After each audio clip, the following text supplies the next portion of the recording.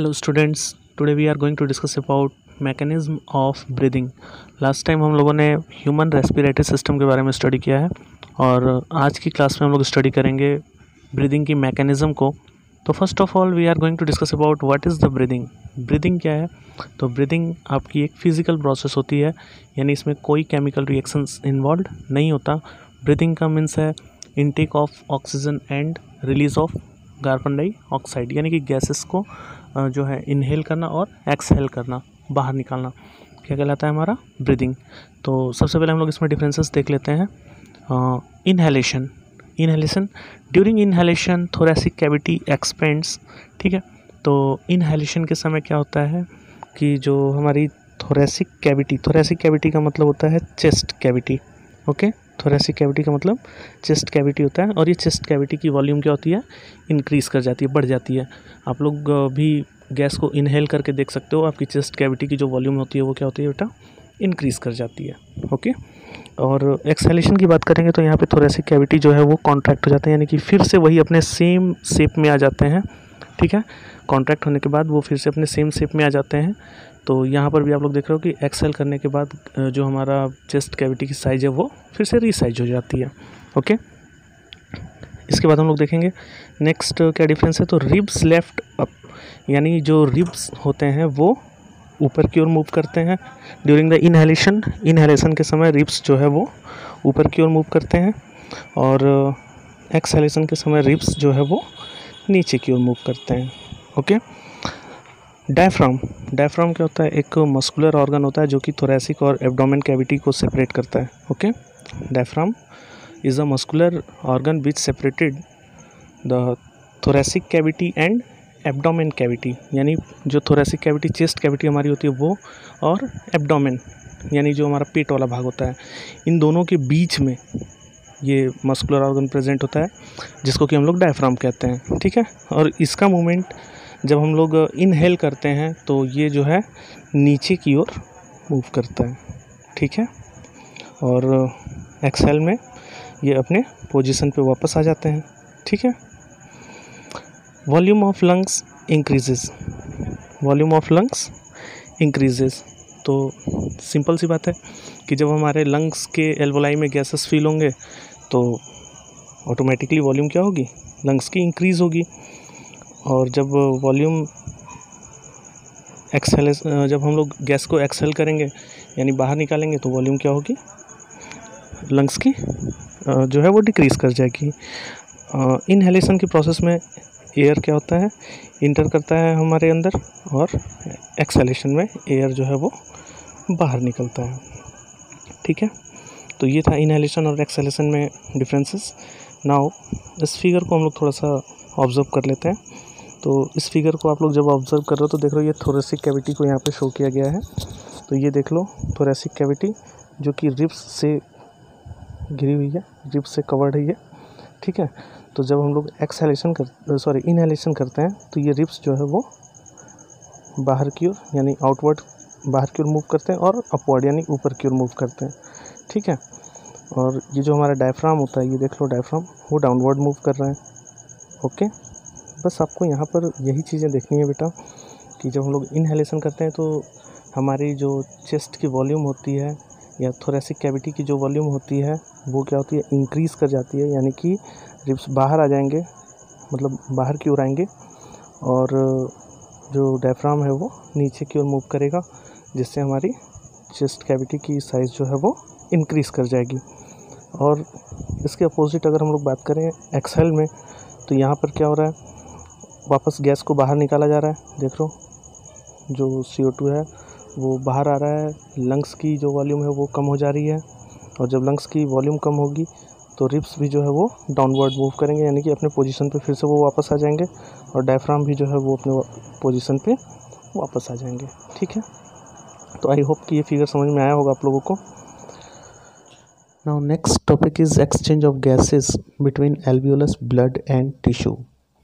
As you know that we take air from atmosphere through nostril के through हम लोग air को जो है इनटेक करेंगे, इनहेल करते हैं. ठीक है, जो कि आपका नज़ल पैसेज से होते हुए ट्रैकिया, ट्रैकिया से होते हुए ब्रोंकाई, ब्रोंकस और फिर लास्ट में वो फाइनली कहाँ पर आ जाता है आपका एल्वियोलस के अंदर। ठीक है, ये आप लोग देख रहे हैं यहाँ पे एल्वियोलस। ठीक है, तो एल्वियोलस के अंदर आ जाता है।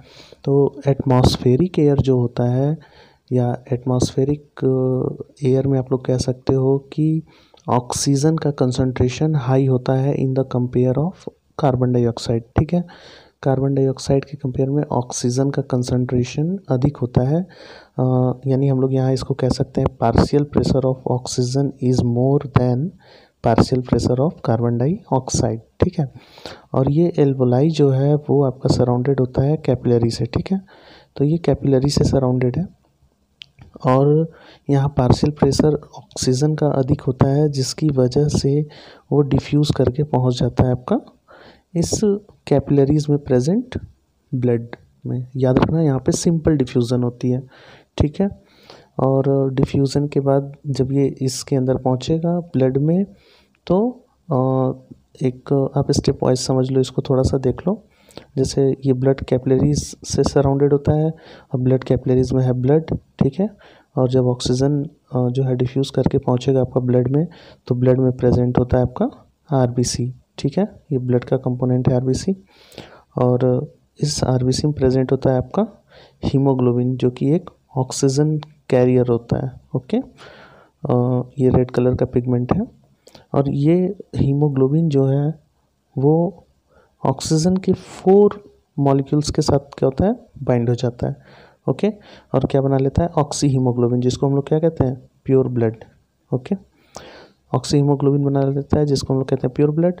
और अब ये प्योर ब्लड जो है ब्लड वेसल्स के थ्रू चला जाता है हार्ट में और हार्ट से फिर ऑर्गन में पहुंचा दिया जाता है।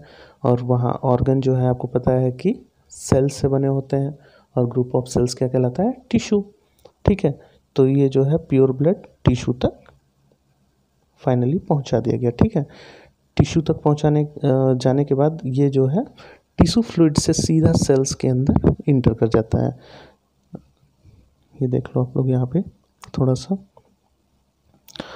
जैसे देख रहे हो ऑक्सीजन सपोज करो ये ऑर्गन के अंदर इंटर कर गया, ये बीच में आप लोग देख रहे हो टिश्यू फ्लूइड है।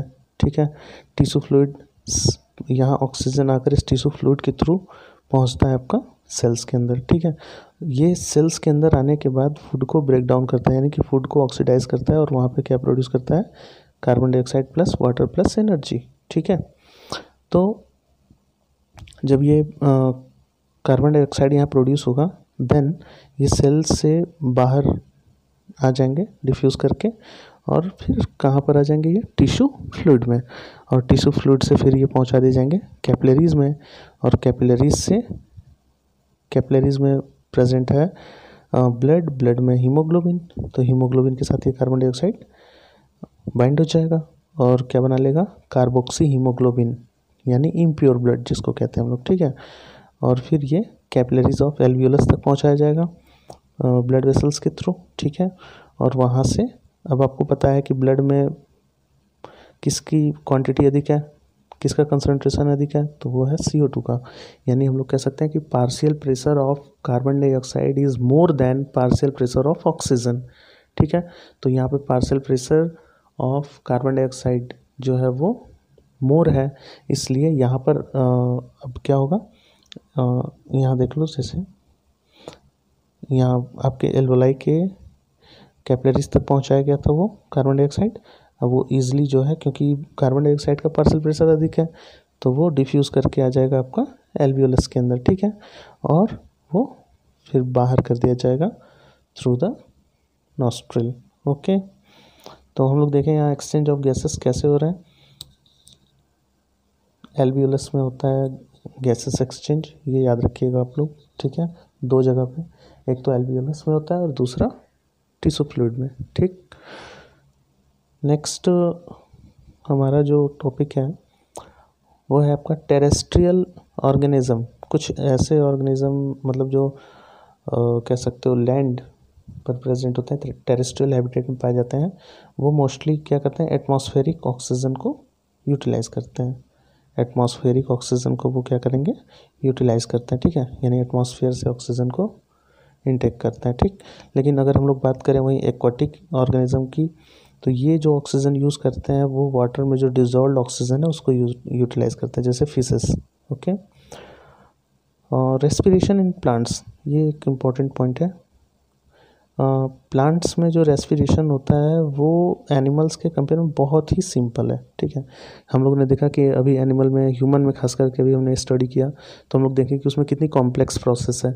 लेकिन यहाँ पर जो गैसेस एक्सचेंज होती है वो चूँकि आप लोग जानते हो कि प्लांट का साइज़ जो होता है वो बहुत ही लार्जेस्ट, बहुत ही बड़ा होता है, जिसकी वजह से वहाँ पर आपके लीफ में भी, लीफ के थ्रू भी ये रेस्पिरेशन करते हैं, और रूट के थ्रू भी रेस्पिरेशन करते हैं, और स्टेम के थ्रू भी ये गैसेस एक्सचेंज करते हैं। तो देखिए आप लोग, स्टोमेटा में यहाँ पे क्या प्रेजेंट है, सॉरी, लीव्स में स्टोमेटा प्रेजेंट है, ओके। लीव्स में आपका स्टोमेटा प्रेजेंट है, ठीक है। तो ये स्टोमेटा के थ्रू क्या करते हैं, गैसेस एक्सचेंज करते हैं। लेंटिसेल जो कि मेनली स्टेम पे प्रेजेंट होते हैं ये, ठीक है। तो लेंटिसेल के थ्रू जो स्टेम है वहाँ से ये गैसेस एक्सचेंज करते हैं, लेंटिसेल के थ्रू।